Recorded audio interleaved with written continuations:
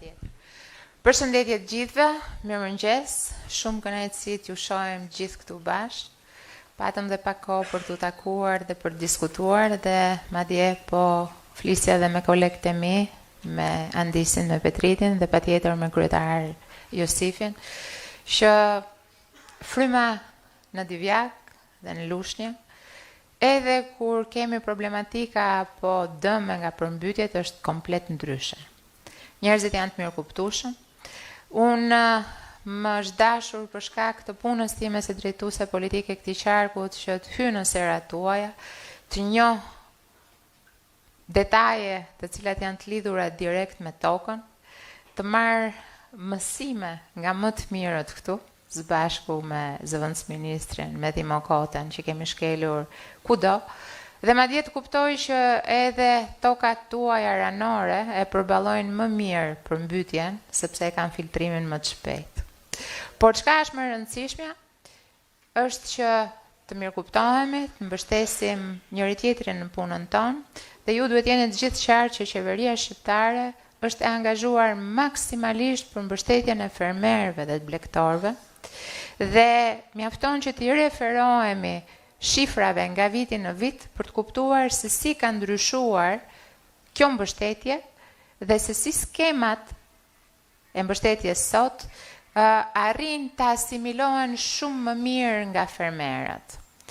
Tek shikoja vitin 2025 janë disponuar një shumë e rëndësishme mbi 600 milion lek të vënë në dispozicion të skemave, të cilat janë ezauruar në 95% të tyre, gjë që tregon që tashmë edhe skemat janë më të kuptueshme, edhe aplikuesit dinë që ta kryejnë procesin më mirë, por ajo që ka është më rëndësishme është që duhet thënë që buxheti i vitit 2026 është buxheti më i madh historik i vendosur në dispozicion nga qeveria shqiptare për bujqësinë, blegtorinë edhe peshkimin.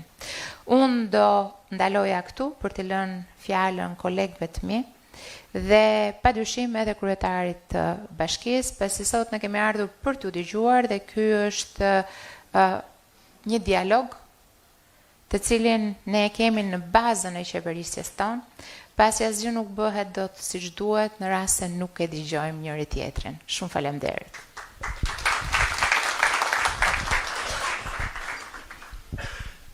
Mirëdita të gjithëve, i nderuar kryeministër, i nderuar zëvendës kryeministre, i nderuar ministri i financave, i nderuar ministri i bujqësisë, i nderuar drejtoresha e AZPR-s, të dashura fermere, të nderuar fermerë mysëqar. Kënaqësi e veçantë për mua që të jem pjesë e këtij takimi të radhës, të dëgjesës që Ministria e Bujqësisë, që Shteti Shqiptar organizon me ne, me fermerët, në lidhje me skemat mbështetëse. Por këtë takim bëhet edhe më i veçantë, sepse takimeve të shumta që Ministri i Bujqësisë ka kaluar në të tërë vendin, sot i është bashkuar e gjithë qeveria bashkë me kryeministrin. Kështu që këtë gjithë na tregon edhe një herë vëmendjen e veçantë që qeveria ka për ne, për bujqit, për bujqësinë, por të vërtetën përfitoj nga rasti edhe për këtë trevë të jashtëzakonshme bujqësore. Do të ngeli pak hatri Dimos, po më falë Dimos, kemi që bëjmë. Tani këtu ne i më rodhëm gjithë. Qeveria e tërë me ne për këto problemet tona të përditshme. Faleminderit. I nderuar kryeministër, me vizionin tënd, me largpamësinë tënde, ti e ktheve këtë vendin ton që Zoti në të vërtetë e ka ndërtuar kaq bukur, po që para disa vjetësh quhej si botë e tretë në vendin më të fantastik turistik. Është një nga arritjet më të mëdha, është një krenari e madhe kombëtare për gjithë ne. Por numrat, shifrat e jashtëzakonshme janë marramendse. Po për ne bujqit 10 milion, 12 milion turist. Po për ne bujqit kjo është edhe pak dridhëruese. Sepse le të imagjinojmë për një moment 12 milion turist do të drekojnë me një kuzhinë shqiptare, me produktet tona. Dhe ne dhe shefat e kuzhinave me njëherë me në lëvizje. 12 milion domate, 12 milion kastraveca, 12 milion speca, po shumë lule lakra, po shumë karrota, po shumë e ku diun lule shtrydhe, mish, gjalp, vaj ulliri, ullinj, vera, mandarina, thot Dimo, mos më harro. Me këtë desha të thoja që këto dy kolona të ekonomisë shqiptare janë kaq shumë të lidhura njëra me tjetrën. Dhe mendoj që bujqësia tashmë nuk është thjesht një vetë punësim, nuk është thjesht më një mbjetesë në fshat, por është një degë e rëndësishme. Ne ushqejmë popullsinë, ne eksportojmë, ndikojmë ndjeshëm në balancin ekonomik, eksport, import të qeveria shqiptare dhe jemi një pjesë e rëndësishme e zhvillimit ekonomik të vendit. E gjithë kjo që desha toja është një krenari dhe vëmendje veçantë që ne të gjithë na kushtohet. Dhe bashkërisht sot qeveria shqiptare me skemat që po lançon është një vlerë e shtuar për ne të bashku dhe në këtë moment të rëndësishëm historik kur hapja e negociatave dhe kryesisht hapja edhe e bujqësisë në Bashkimin Evropian e bën edhe më të rëndësishëm këtë takim të sotim. Bashkia Divjak do jetë në vëmendjen e duhur, në mirëkuptim me qeverinë dhe me ju bashk për të ecur ndërtimin e duhur dhe për të ecur përpara në bujqësinë tonë moderne. Mirë se ardhët në qytetin e lashtë të Arnisës, të fisit i lirë të Aulandëve.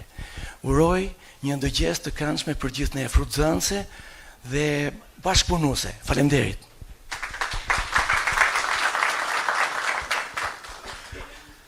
Përshëndetje të gjithëve. Është një kënaqësi që jemi gjithë së bashku sot për të diskutuar për një sektor i cili është një sektor që nga ana e qeverisë konsiderohet si një sektor prioritar jo vetëm për numrin e njerëzve që punëson, por edhe për kontributin që ka në ekonominë shqiptare. Tani duke qenë se unë mbuloj financat, do flasin çik për rëndësinë që ka sektori bujqësisë për ne në terma të shifrave, sepse shifrat, sido që t'i lëvizin, janë kokëforta dhe tregojnë realitetin dhe seriozitetin që ka kjo qeveri në lidhje me sektorin e bujqësisë. Po, pa diskutim, do dalim edhe këtë diskutimi. Tani, po e filloj në vitin 2013. Në vitin 2013 kemi marrë, kur morëm drejtimin e këtij vendi, kemi marrë një bujqësi me një buxhet 34 milion euro. E kemi mbyllur vitin 2025 me një buxhet 162 milion euro, 5 fishi i asaj që morëm. Kemi marrë një bujqësi e cila i kishte eksporte rreth 120 milion euro, e cila do flasim zotëri, e cila sot në terma eksporti është mbi 500 milion euro. Kemi marrë një bujqësi që kishte në sipërfaqe serash 700 hektar. Sot janë trefishuar sipërfaqet e serave mbi 2100 hektar. Kemi marrë një bujqësi ku toka e ujitur ishte rreth 120.000 hektar. Dhe në këtë vit do të shkojmë rreth 300.000 hektar nga 360.000 hektar që është totali i sipërfaqes tokës e ujitur në territorin shqiptar. Në këtë mandat, qeveria është e angazhuar që të ndërtoj një model i cili synon të mbështesi drejt për drejt fermerët. Është një model i cili është i ngritur në 4 komponent kryesor. Është skema e granteve, ku për vitin 2026 kemi parashikuar minimalisht 20 milion euro. Është skema e subvencioneve direkte për fermerët, e cila është 31 milion euro e buxhetuar për vitin 2026. Kemi parashikuar dhe kemi të hapur garancinë sovrane që ju mundson gjithë fermerëve kredi të buta me normë interesi 2% dhe me garanci nga shteti garantohet me rreth 70% vlera e kredisë. Janë 30 milion euro për vitin 2026. Dhe ajo që është më e rëndësishme, e katërta, është kompensimi i TVSH-s për gjithë fermerët, për çdo produkt që keni filluar të qisni nga data 1 janar 2026 e në vazhdim do duhet të mblidhni faturat për produktet që çoni tek grumbulluesit dhe 2 herë në vit me 30 qershor dhe me datën 1 janar do të çoni faturat pranë autoriteteve tatimore dhe do të kompensoheni me 10% të vlerës së faturave. Nga ana tjetër, jemi besim plot dhe shpresë plot që në shtator do të hapet dhe i partreshi që janë dhe 118 milion euro të tjera për sektorin e bujqësisë. Tani unë nuk po e zjas më te, unë pa diskutim nëse janë të mjaftueshme apo jo, patjetër mund të themi që nuk janë të mjaftueshme sepse bujqësia ka nevojë për më shumë, po besoj që jemi në rrugën e dur për ta çuar bujqësinë në një nivel tjetër dhe për ta pasur konkurruese në tregjet europiane. Ju faleminderit.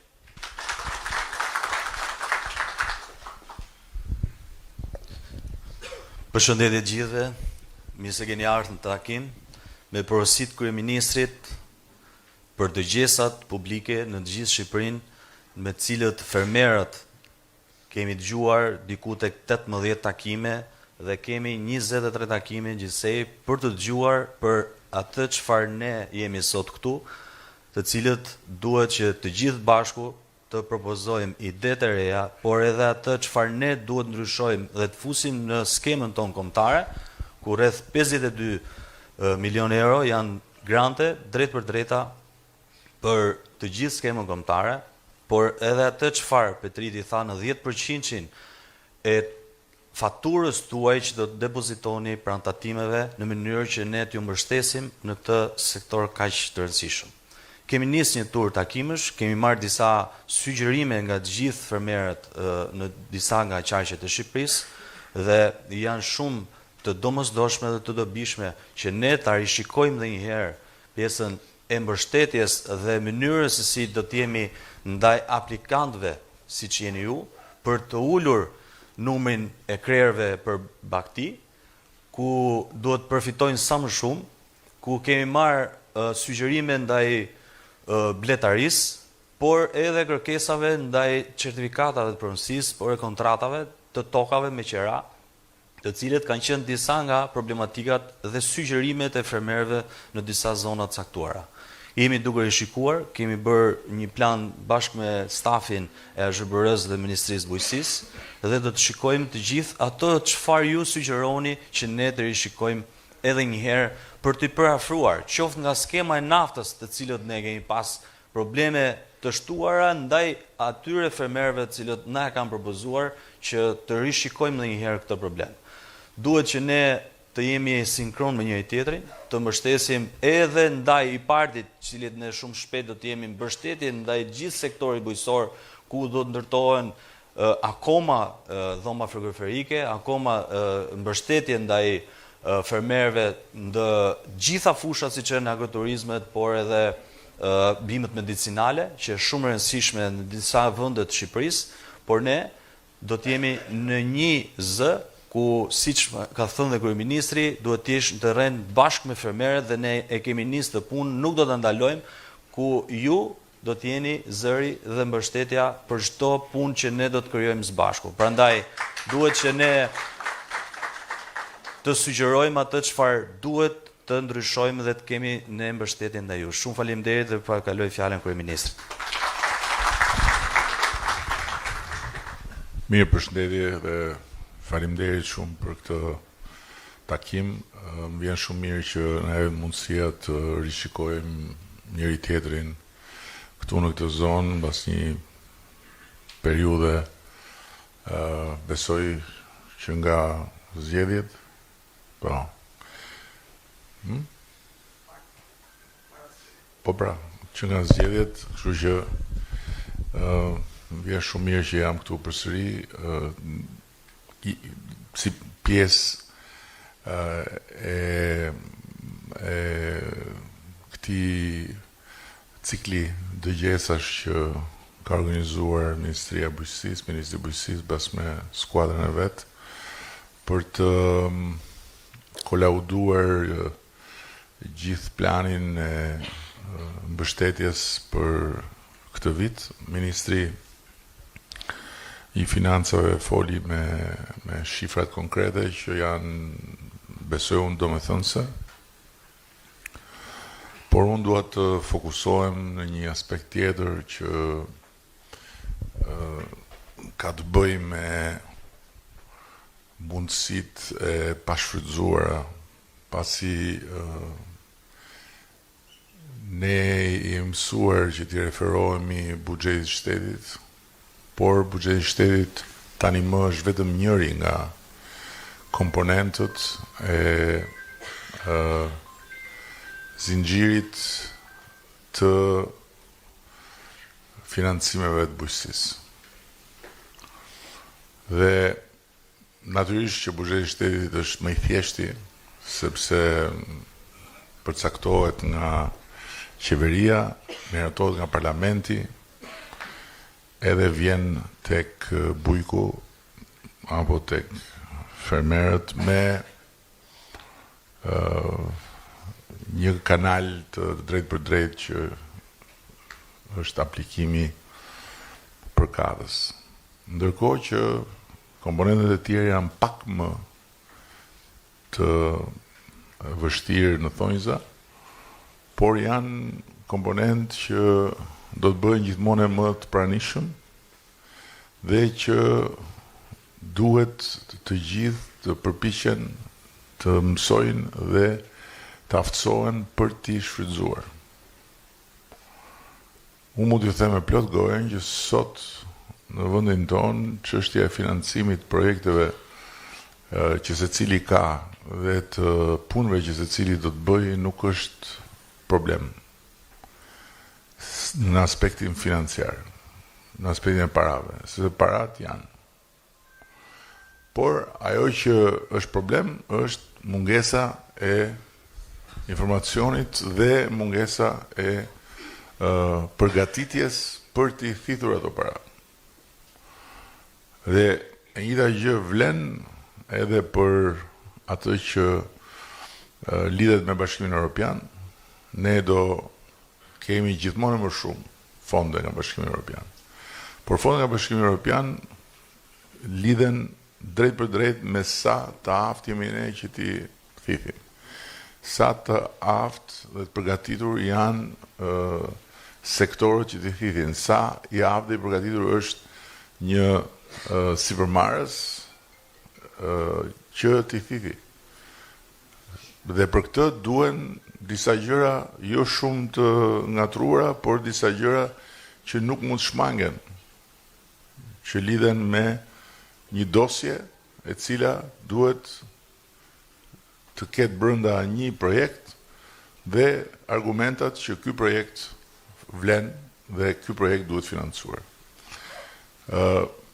Ne kemi vënë dispozicion të bujqësisë 250 milion euro, që mund të shkojnë dhe 1 miliard në rast se do të konsumohen përmes Bankës së Shqipërisë në bankat e nivelit 2, ku të gjithë mund të shkojnë dhe të marrin kredi që janë me garanci nga shteti.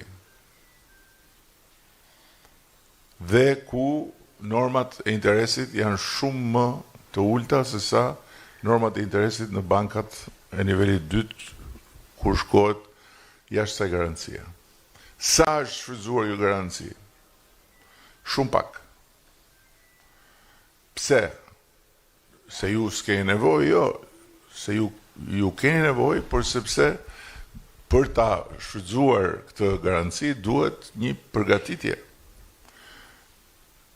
Një përgatitje e një dosje për të drejtuar bankës dhe për të thënë ja çfarë kam unë plan të bëj, ja pse kjo që unë do bëj sjell fitim dhe ja të gjitha arsyet pse ju duhet më mbështesni. Në këtë aspekt ka një mangësi që ende ne nuk po e adresojmë dot si duhet, që është pushteti vendor. Nuk di konkretisht Bashkinë e Divjakës, por kryetarët e bashkive dhe bashkit duhet të jenë shumë më aktive në bashkëpunimin me fermerët, me bujqit për të adresuar këto financime. Nuk duhet ketë asnjë problem. Nuk duhet ketë asnjë problem në rast se duhet një komponent agropërpunimi në një zonë bujqësore. Për financimin. Në rast se duhet një komponent tjetër grumbullimi, s'duhet ketë asnjë problem për financimin. Në rast se duhet një stall tjetër, në rast se duhet një mekanik tjetër, në rast se duhet një logjistik tjetër, s'duhet ketë asnjë problem. Pse? Sepse bashkit dhe ju mund të krijoni nukle, struktura të përbashkëta, kompani të përbashkëta për të marrë këto financime. Janë aty financimet. Presin. Është shumë e thjeshtë të flasësh nga vendi e thuash prit njerëz se duhet na mbroni. Çfarë do të thonë kjo? Çfarë do të thonë kjo? Unë besoj që shteti ka detyrë të qëndrojë pranë fshatit dhe këtij sektori dhe fermerëve dhe bujqëve më shumë se të tjerëve, për të njëjtët arsye që shteti qëndron pranë edhe në të gjitha vendet e tjera, sepse është një sektor që ka atë brishësinë e vet. Dhe është një sektor që për të funksionuar si duhet të mbështetet. Patjetër nuk diskutohet, nuk e mohon njeri, nuk e diskuton njeri. Por nga ana tjetër, për të rritur dhe për të forcuar dhe për të bërë më të mëdhej, ju duhet mendoni si të mëdhej. Çfarë do të thotë kjo? Do të thotë që këtu ka shembuj se nuk kemi më 10 vjet përpara që flistim edhe duke i sikur flistim në erë. Sot këtu në këtë territor ka shembuj konkret suksesi. Ka ndërmarrje bujqësore të suksesshme që mjafton ti shohësh se si funksionojnë për të kuptuar se çfarë do të bërë. Nuk funksionon qëndrimi vetëm, nuk funksionon. Po ti jesh vetëm dhe të qëndrosh atje me atë ngastrën tënde dhe të luftosh atje me veten, mund të shkosh deri në pikën që të mbjetosh, por nuk shkon dot në pikën që të krijosh fitim dhe të rritesh. Po të bashkohesh me tjetrin në krah, dhe me tjetrin atje, atëherë ndryshon puna. Dhe këtu nuk flasim fare për bashkimin si dikur, flasim për bashkimin në interes, që do thot prodhimi se cili e bën vet. Por ama ka një koordinim me tjerët se çfarë do prodhojmë, si do prodhojmë, në mënyrë që kur të shesim të jemi bashkë dhe të kemi volum të madh dhe të bëjmë sukses. Dhe atë volum e madh të mund ta grumbullojmë, ta konservojmë për kohën kur duhet ta nxjerrim treg, ta përpunojmë, mos çojmë më vetëm gjithë këto produktet freskëta, ti marrim siç janë nga fusha, ti çojmë në Europë. Por një pjesë të tyre ta përpunojmë këtu, të prodhojmë, të nxjerrim në produkte këtu, të krijojmë vlerë të shtuar këtu. Për tregun vendas, edhe për tregun e huaj. Siç ndodh me vajin e ullirit, duhet ndodhi edhe me të tjerat. Dhe këtu natyrisht që duhen financime dhe financimet janë. Nuk kemi arritur në pikën që themi o se u ndërtuan shumë pika agropërpunimi, po prodhohet po mbi prodhohet salcë, domatesh shqiptare dhe s'kemi më mundësi që të financojmë fabrikat tjera. Nuk kemi arritur të pikë. Kemi një numër qesharak fabrikash që përpunojnë prodhimet tona bujqësore. Kjo është e papranueshme. Dhe në rast se ata që kanë ambicie për të rritur ekonomikisht më shumë duan të rriten me shpejtësi, duhet të agropërpunojnë. Shumë e thjeshtë. Jo thjesht të prodhojnë atje dhe të jenë në mëshirën rashiu, srashiu, erdhi breshri, serdi breshri, erdhi uji, serdi uji. Historia e planetit ka ndryshuar. Po shikoja dje çfarë ka bërë uji në jugun e Italisë, ishte të mërshme. Rënë rrugët, qarë kodrat dhe një qytet i tërë atje tani janë mbledhur dhe s'din çfarë t'i bëjnë se po bie. Kjo është historia e ndryshimeve klimatike etj. Dhe ne nuk bëjmë përjashtim nga kjo. Pavarësisht se ne jemi tipa të çuditshëm, kur e shohim përmbytjen në Itali, e shohim në Greqi, e shohim në Malzi, e shohim në Maqedoni, kudo na duket diçka që e sjell natyra. Kur e shohim këtu na duket diçka që e sjell qeveria. Por nga ana tjetër nuk ja dalim dot me sukses edhe hapjes me Bashkimin Evropian. Hapja me Bashkimin Evropian kërkon që sot fillojmë përgatitjet për të kuptuar se çfarë ndodh nesër. Dhe ajo që ndodh nesër është kjo. Në rast se nuk plotësohen kriteret e sigurisë ushqimore të Bashkimit Evropian, ndalon shitja këtu. Pra nuk shetet as këtu. Jo më të shkosh atje. Sepse je pjesë e tregut Bashkimit Evropian. Natyrisht që kjo vjen mbas një periudhe 15 vjeçare, sepse në rast se ne do na duan edhe 5 vjet që përfundimisht jemi brenda në Bashkimin Evropian, në rast se çdo gjë shkon mirë, në 2030-ën, në 2040-ën fillon kjo, po 15 vjet kalojnë shumë shpejt, më pyesni mua. Edhe Dimon. Sa shpejt kalojnë 15 vjet? Ja këtu jemi. Kështu që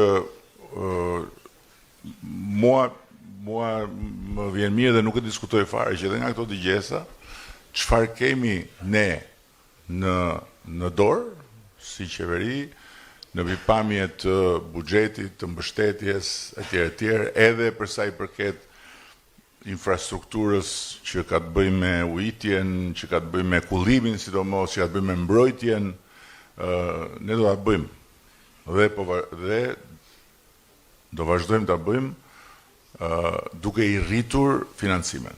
Por për të bërë kapërcim dhe për të bërë shumë më tepër të suksesshëm në gjithë këtë territor dhe në Shqipëri, dhe për ta pasur suksesin shumë më të shpërndar se sa vetëm në një numër të caktuar kompanish, duhet që secili të informohet dhe të bëj gati atë që duhet për të marrë më shumë financim. Dhe më shumë financim nuk vjen nga buxheti.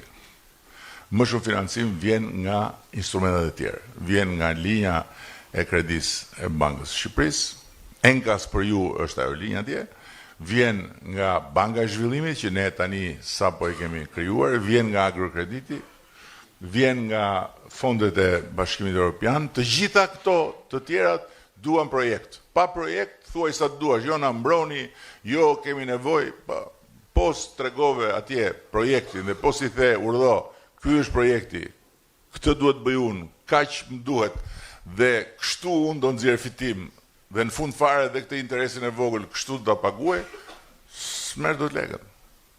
Dhe ana tjetër është me bashkim. Bashkë me bashkit duhet që të gjithë ata që kanë interes, një grup ka interes të bëj një përpunim nuk e di, domateve, një grup tjetër do të bëj përpunim të frutave, të krijojmë ndërmarrjet e përpunimit, ku bashkit janë thjesht dhe vetëm garante të financimeve për të marrë këto fonde. Besoj që nuk është e vështirë në rast se fokusohemi te kjo. Duket e pamundur në rast se presim që çfarë kemi nevojë na e sjelli llokum shteti nga buxheti. Kjo s'mund ndodhi. Dhe përsëris po të mos ishin historitë e suksesit që janë këtu, dhe po të mos kishim sot në Shqipëri një numër jo të vogël, po megjithatë jo të madh për çfarë ato që na duhet kompanisë që e bëjnë këtë gjë, që po i them unë, atëherë mund të thoshit çfarë po na tregon. Po janë konkrete rastet. Pjesa tjetër duhet mbështetur duke bashkëpunuar më shumë. I kam thënë ministrit që ngritja e ndërmarrjeve të vogla dhe pastaj koha do t'i bëjë edhe të mëdha të agropërpunimit është një domosdoshmëri. Është strategjike dhe duhet bërë tani për të krijuar vlerë të shtuar.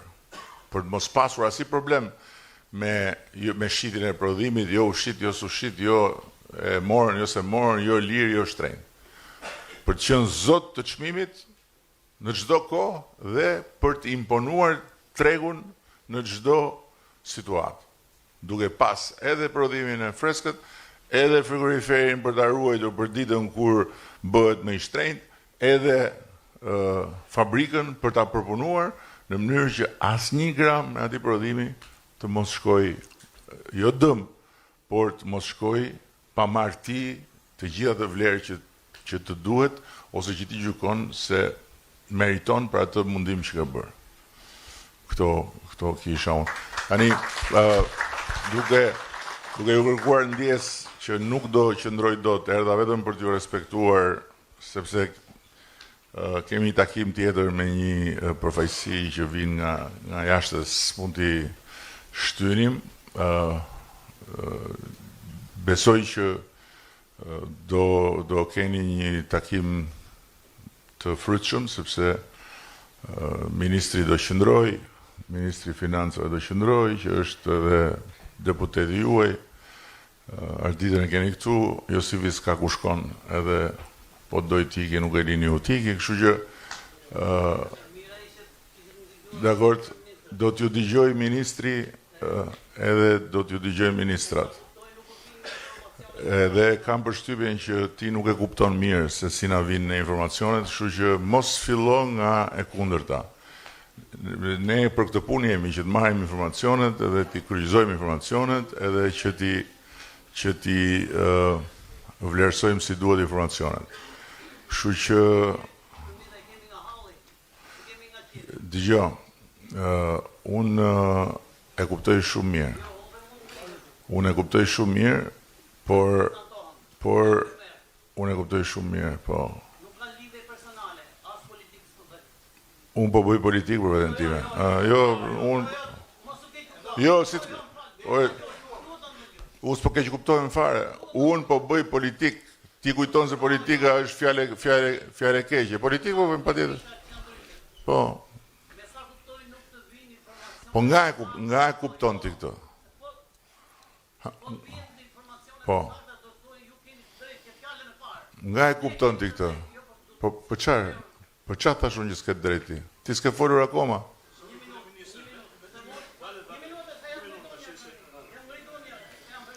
Shiko se unë e kam Punoj 8 deri në 10 hektar tokë. Herë për 20 hektar. Dhe jemi shtresa më pa mbrojtur. Po për çfarë? Për çfarë? Për çfarë? I tha ministri financave për mbledhë për fusha politike. Na mbrose po hyn mall nga jashtë. Kjo nuk ekziston. Jo.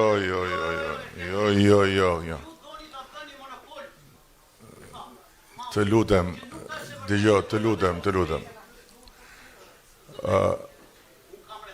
Të lutem, shiko, dëgjoj, ti do e kuptoj, tani, shiko, unë kam një problem, dëgjoj, o miku im, unë kam një problem shumë të madh. Mua njeri nuk më imponohet dot me forcë. Kështu që me zor ti nuk imponohesh mbi të tjerët që ta marrësh fjalën se do ti, që të flasësh se do ti, jo.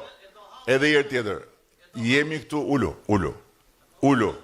jemi këtu për ulu. Ua. Sepse ka radhë dhe ka edukat. Nuk merret fjala me zor. Dakor? Ka një rend edhe një herë tjetër, ka një rend fjalësh. Edhe një herë tjetër janë 500 veta këtu. Sikur të 500 vetë, edhe një herë, sikur të 500 veta këtu të qoheshin në të njëjtën kohë dhe të imponoheshin siç do të imponohesh ti, këtu bëhej një lemeri. Kështu që edhe një herë tjetër, të lutem se po e tepron.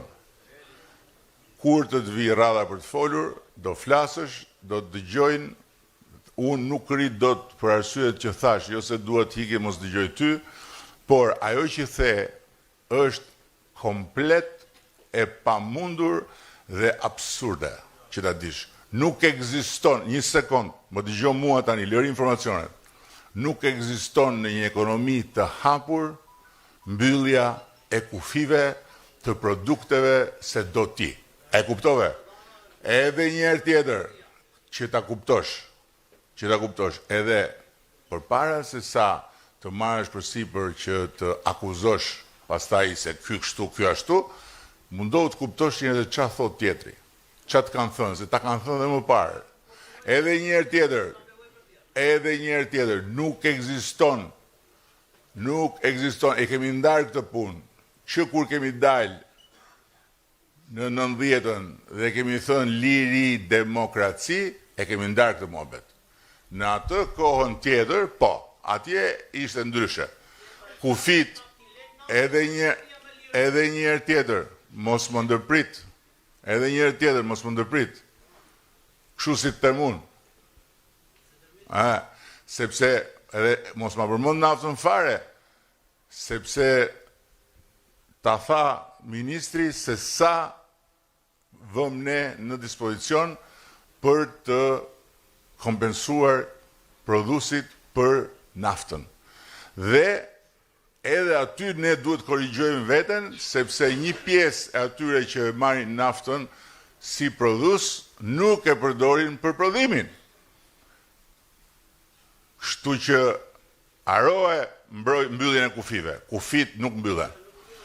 Dhe nuk ndodh kjo, nuk ekziston kjo. Këto janë gjëra që nuk bëhen në asnjë vend që është vend i hapur, demokratik dhe por më tepër në kushtet e Shqipërisë që është në rrugën për të antarësuar Bashkimin Evropian.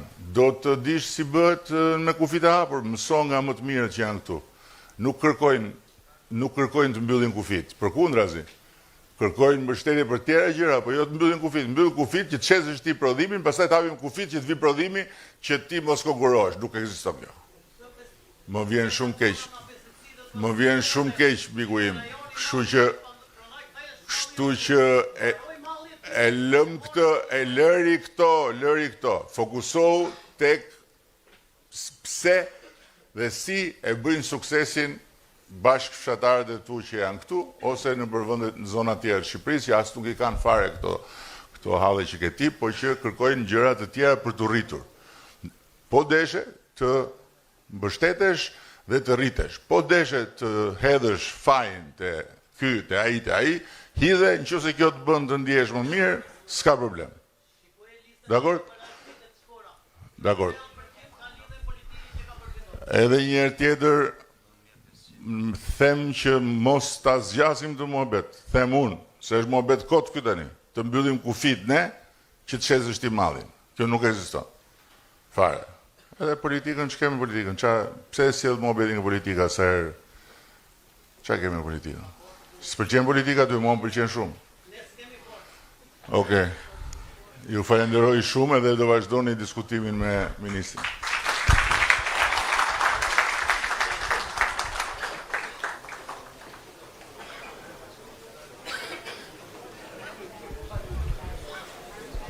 Atëherë, vazhdojmë